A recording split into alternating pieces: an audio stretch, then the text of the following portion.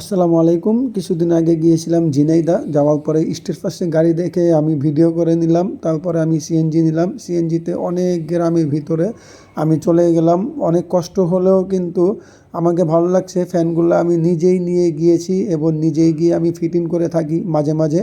তো আলামিন ভাই আমাকে অনেক সহযোগিতা করেছেন। তো বাসায় যাওয়ার পরে আমি ফ্যানগুলোকে ফিটিং করা শুরু করলাম। সৌদি প্রবাসী ভাই আমাকে মোট 7টি ফ্যান অর্ডার করেছিলেন। আলামিন ভাইকে সাথে নিয়ে আমি ফ্যানগুলোকে সুন্দরভাবে কিন্তু দেখেন আপনারা ফিটিং করেছি।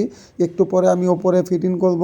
আগে ফ্যানটি খুলে কিন্তু নতুন ফ্যানটি লাগিয়ে দিলাম। আপনারা দেখতে পাচ্ছেন এইমাত্র ফ্যানটি ফিটিং করেছি। বাতাসের পরিমাণটা দেখেন।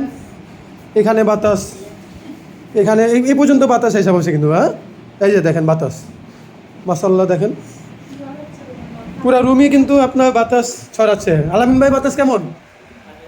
ভালো লাগতেছে? ছড়াচ্ছে, বাতাস ছড়াচ্ছে চারাদিকে। যাক আলহামদুলিল্লাহ ভাই, তাহলে আমার কষ্টটা সফল হয়েছে নাকি? যাক দোয়া করবেন।